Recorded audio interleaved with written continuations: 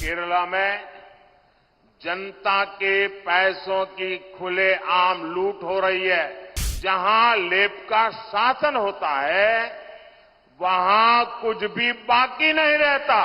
ये चुनाव देश के भविष्य के लिए फैसले लेने का चुनाव है। 10 साल में इतना सारा भले हुआ, लेकिन जो हुआ है ना वो तो ट्रेलर है, ट्रेलर। कोऑपरेटिव स्कैम के पीड़ितों को भरोसा देता हूं कि उनका पैसा वापस दिलाने में भाजपा और मेरी सरकार कोई कसर बाकी नहीं छोड़ी जाएगी। जहां लेप का शासन होता है वहां कुछ भी बाकी नहीं रहता और कुछ भी सही नहीं होता।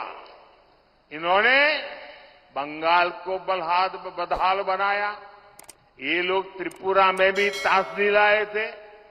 वही काम ये केरला में भी कर रहे हैं। आज केरला जैसे शांति प्रिय राज्य में हिंसा अराजकता आम हो गई है। आज केरला में खुलेआम राजनैतिक हत्याएं कराई जाती हैं। कॉलेज के कैंपस तक असामाजिक तत्वों के अड्डे बन गए हैं। सांप्रदायिक सौहार्द को बिगाड़ने वाले एलिमेंट्स को सरकारी संरक्षण मिलता है। हमारे बच्चे तक सुरक्षित नहीं है।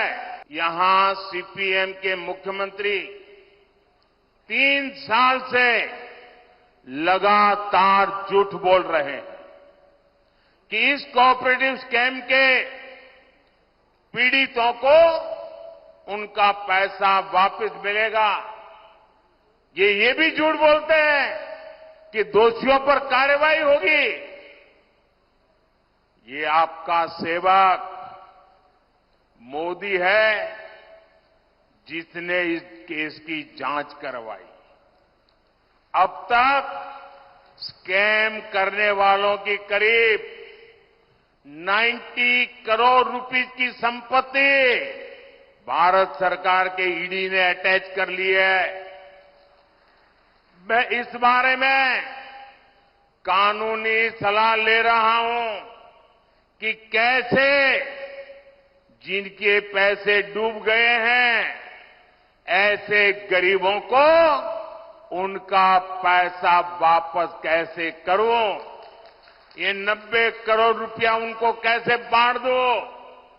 बीजेपी सरकार पहले भी देश में 17,000 करोड़ रुपए ऐसे स्कैम पीड़ितों को वापस दिलवा चुकी है।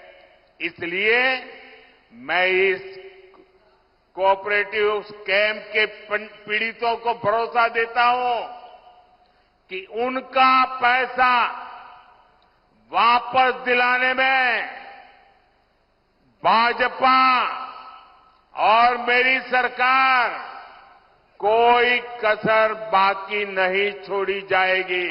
कांग्रेस के एक बड़े नेता जिनको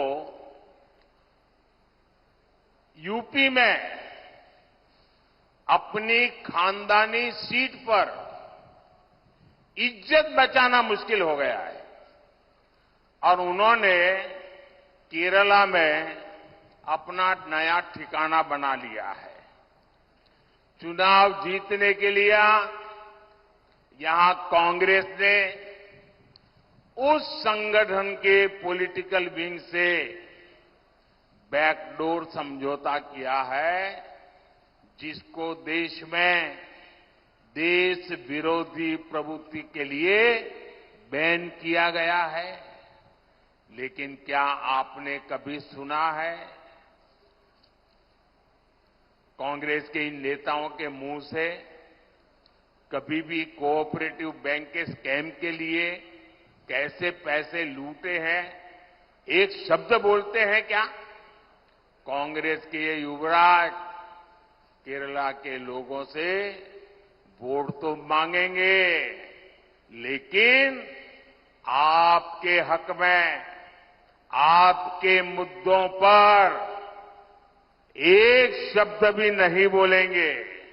केरला में भले ही कांग्रेस पार्टी लेफ्ट के लोगों को आतंकवादी कहती है, लेकिन दिल्ली में ये लोग एक साथ बैठकर चुनावी गठजोड़ करते हैं, एक ही थाली में खाते हैं।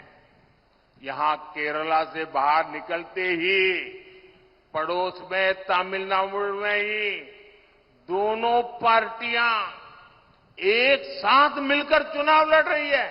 यहां भाषण देते हैं कि आतंकवादी है और वहां मिलकर के चुनाव लड़ते हैं। और जो लेफ्ट वाले लोग कांग्रेस पर परिवारवाद के आरोप लगाते थे, अब वो खुद उनसे परिवारवाद के फायदे क्या है इसके टिप्स ले रहे हैं। ये लोग इंडी अलायंस बनाकर साथ आए हैं क्योंकि ये जानते हैं कि मोदी इनके लूट के सब ठिकानों को ठप कर रहा है। इसलिए चाहे लेफ्ट हो या कांग्रेस, सबके निशाने पर मोदी ही है। लेकिन मैं आपको गारंटी देता हूं, बीजेपी और एनडीए को दिया गया आपका एक एक वोट गरीब के एक एक पैसे का हिसाब करेगा।